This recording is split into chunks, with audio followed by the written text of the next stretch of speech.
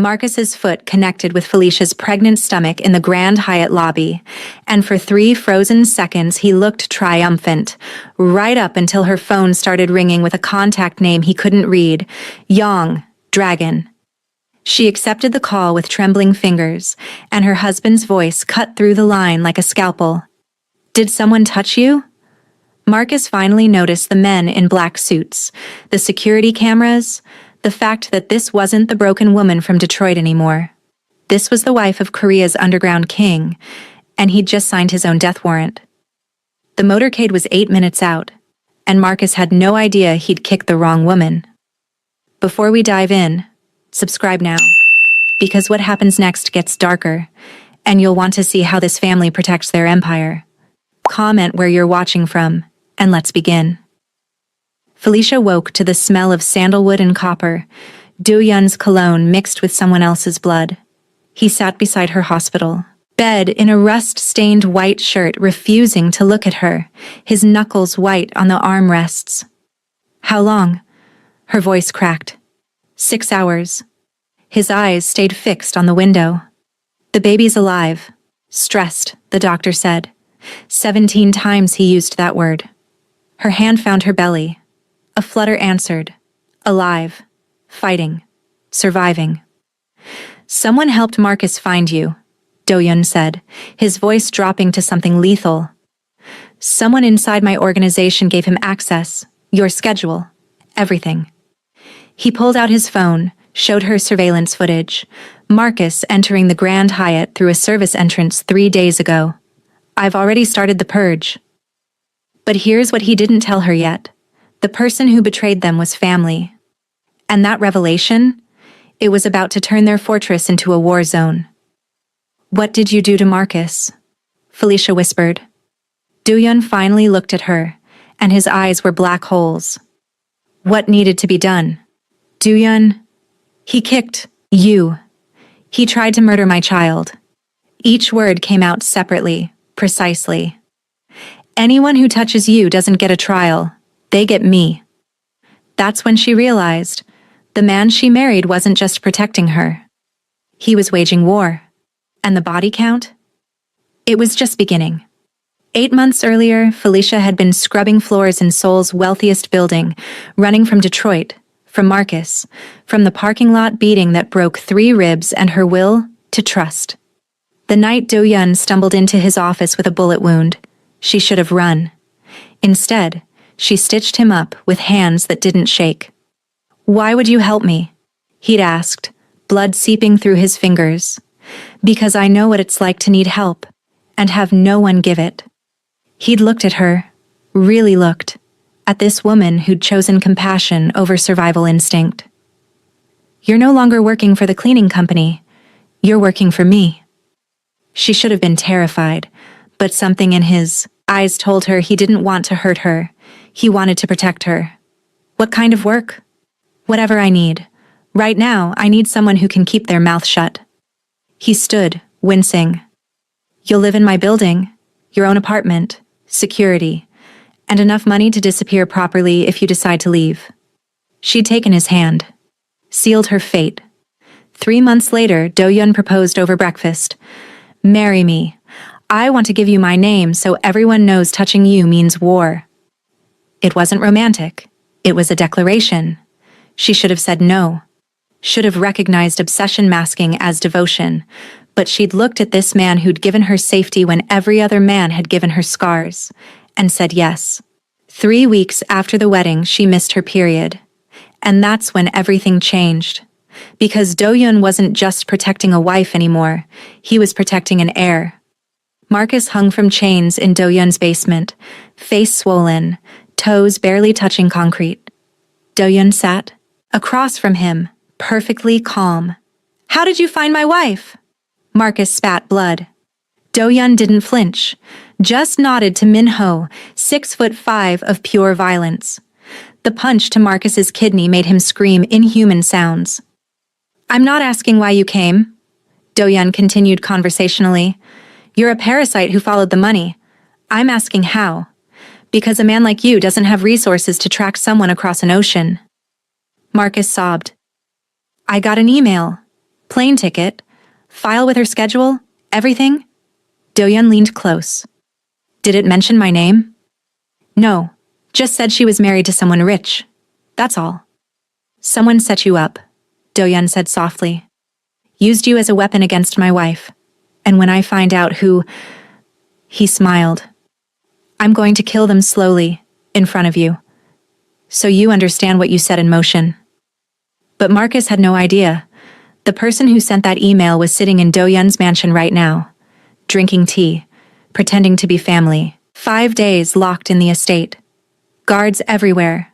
Felicia felt the walls closing in. I can't stay in this room forever, she told Do-yeon. Yes, you can.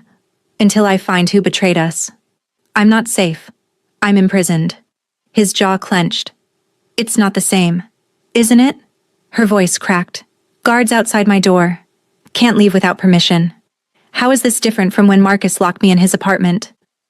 The comparison hit him like a bullet. You're scaring me more than he did. Silence. Suffocating. Do-yeon's voice went quiet. When I was 12, my father's enemies kidnapped my pregnant mother. They kept her 3 days. When we got her back, the baby was dead. My mother died 2 days later. Felicia's breath caught. My father became so paranoid, so controlling, he turned our home into a prison. I swore I'd never become him. His hands trembled. But here I am, locking you away, becoming exactly what I feared. The knock on the door interrupted them. Do-yeon's expression shifted from vulnerable to lethal in a heartbeat. My stepmother is here, he said. She wants to meet you. And that's when Felicia realized the threat wasn't coming from outside the fortress. It was already inside. The stepmother was elegant, perfectly coiffed, smiling with warmth that never reached her eyes.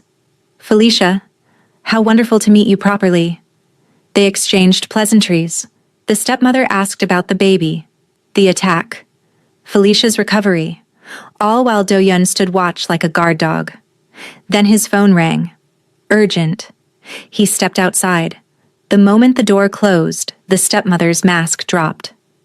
Let's dispense with pleasantries, she said in perfect unaccented English. You're a problem, a pregnant American problem threatening my son's inheritance. Felicia's heart raced. Your son? Do-yeon's younger brother, the legitimate heir. She leaned forward. Here's what's going to happen. You're going to lose that baby. Naturally. These things happen after trauma. Then you'll divorce Do-yeon and return to America. She pulled out a ceramic jar. Traditional Korean medicine for pregnancy stress. My own mother gave it to me. Every instinct in Felicia's body screamed poison. Take it twice daily with tea, the stepmother said, standing. Don't forget. She left the jar like a landmine. Felicia waited until she was alone, then poured the entire contents down the sink and called the guard. Is there someone who can test substances? The guard's expression shifted. Understood. I'll make a call. Within the hour, Do-yeon burst into the room with the empty jar, his face carved from rage. Tell me everything. And when she did, he transformed into something ancient and terrible. The traitor was family all along. 5 more days of suffocation. Felicia couldn't breathe. She waited for the guard rotation. That 5-minute window. Slipped into the garage. Started the car. Freedom tasted like soul smog and terrible decisions. 3 blocks. That's how far she got. The black sedan behind her wasn't Do-yeon's men. The spacing was wrong. Too aggressive. Her phone buzzed. Do-yeon's name. She ignored it. The traffic light turned red. She stopped. The sedan pulled up beside her. The window rolled down. Marcus grinned, face still swollen from Do-yeon's interrogation. Miss me, baby? The driver was already moving. Felicia hit the gas, running the red light. The sedan rammed her from behind. Once. Twice. Pushed her into a parking garage entrance.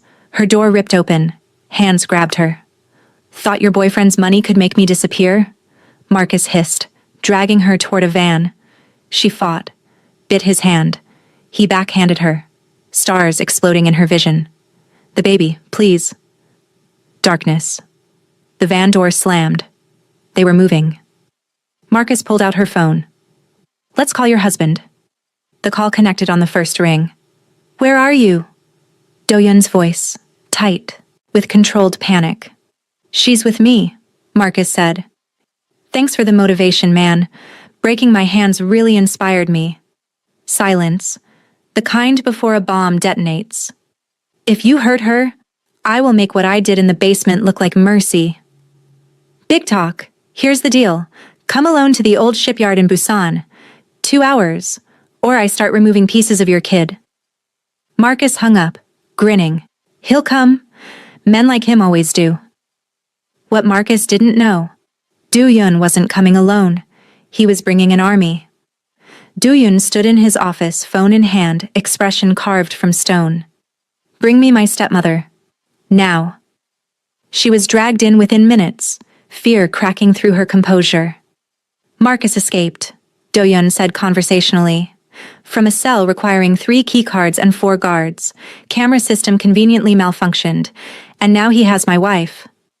Her face went pale. You arranged everything, the hotel attack, his escape, this. He pulled out his phone. My tech team found your burner phone, the encrypted messages, the $50,000 wire transfer to Busan. She was crying now. He was supposed to scare her, not, where is she? The old shipyard, Busan. There's a gang there, white tigers. They're using Felicia as bait. They think you'll come alone and they can kill you. Do-Yun lowered his gun. You tried to kill my wife. My child. You betrayed family for ambition. So did your father. This whole empire is built on betrayal. Yes, which is why you should have known better. He looked at Minho. Lock her in the basement. I'll decide how she dies when this is over. Then he turned to his men. Get everyone, full armament. We're going to Busan. Boss, he said come alone? Do-Yun smiled. He said come alone so I'd be vulnerable. I'm going to be apocalyptic. The shipyard was a nightmare. Rusted containers, broken windows, salt and decay. Felicia sat tied to a chair surrounded by 20 white tigers with guns. Marcus paced, checking his watch. He's late. Maybe he doesn't care. He's coming, Felicia said quietly, and when he does, you're all going to die. One of the gang members laughed. 20 of us. One of him. You don't understand, Felicia said, and despite everything, she smiled. You really don't understand what's coming. Headlights cut through the darkness. Do-Yun stepped out. Alone. Hands in his pockets. Marcus pulled Felicia's chair to the entrance. Let me see your hands. Do-Yun raised both hands, empty. Walk forward, slowly. Do-Yun walked. 20 steps, 30. Stopped at the threshold. Let her go. This is between us. Nah. Marcus grinned. This is between me and everyone. The white tigers surrounded Do-Yun, 20 guns pointed at one man. Do-Yun looked around, looked at Marcus, looked at Felicia, and then he laughed. What's so funny? You said come alone, I came alone, but you didn't ask if I came unprepared. Raised his voice slightly. Lights out. Every light exploded. Gunfire, not from inside, from outside. Sniper rounds punching through windows, walls, bodies. Men screamed. Muzzle flashes strobed the darkness. Do-Yun moved. Felicia couldn't see him, but she heard it. Bones breaking, gurgling, blade entering flesh. Screams cutting off. Marcus fired wildly. Then he wasn't shouting anymore, just making sounds, high, terrified, prey. Hands touched Felicia's face, gentle. Don't look, my love. Close your eyes. He cut her zip ties, lifted her, carried her outside. Behind them, Marcus screamed. Not words, just screaming. Do-Yun, what are you? Getting justice. Stay here. Cover your ears. She didn't cover her ears. She heard it all. Marcus's screams rising to inhuman. Impact. Again. Silence. 10 minutes later, Do-yun emerged, covered in blood that wasn't his. It's done. They're all dead. Marcus? Won't be found. Pieces scattered across Busan? 23 bodies. An entire gang. One night. The dragon had awakened. 2 months later. Tuesday morning. Contractions. 4 hours of labor. Do-yun never left her side, terrified despite his reputation. Then, a cry. Sharp. Angry. Alive. It's a girl. Healthy. Perfect. The nurse tried to hand the baby to Do-yun. He stepped back, hands raised like she might burn him. I can't. My hands. There's too much blood on them. Too much death. She's too pure. Felicia, exhausted and powerful, held out her hand. Give her to me. She looked at their daughter, tiny, wrinkled, perfect. Then at her husband. This man who'd killed for her. Who'd burned the world down. Come here. He approached like a man approaching the gallows. Felicia took his hand, the one with dragon tattoos, the one that had broken bones and ended lives. She kissed each knuckle, one by one. These hands protected us, kept us alive, built the world our daughter will grow up in safely. Her voice cracked. There is no blood here, only love. She placed their daughter in his arms. He looked down with raw wonder. She's perfect. She's ours, and she'll grow up knowing her father would burn down the world for her, just like he did for her mother. 3 days later, Felicia walked through the estate carrying Jiwoo. The staff stopped, bowed, deep bows, the kind reserved for royalty. She looked at Do-yun, confused. They know what you survived, he said quietly. You're not just my wife anymore. You're the queen. Felicia understood then. She wasn't the scared woman who'd scrubbed floors, wasn't the victim who'd run from Detroit. She was Han Felicia, wife to the dragon, mother to his heir, queen of an empire built on blood and loyalty. That night, standing on their balcony overlooking Seoul, Do-yun asked, Do you regret it? This life? Felicia thought about Detroit, the parking lot, the hotel lobby, the warehouse, and she thought about the man beside her who'd broken the world to keep her whole. No, because every terrible thing led me here, to you, to her, to this. You're the strongest person I've ever met. I learned from the best. You taught me that protection isn't weakness, that loving something enough to destroy for it isn't wrong. This isn't a cage. No, she agreed. It's a fortress. And I'm not a prisoner. I'm the queen.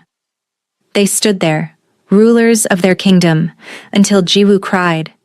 And somewhere in Seoul, in basements and boardrooms, people heard the story. About the pregnant wife. About the men who'd touched her.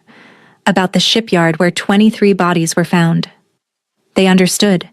Han Do-yun's wife was off limits. His daughter was sacred.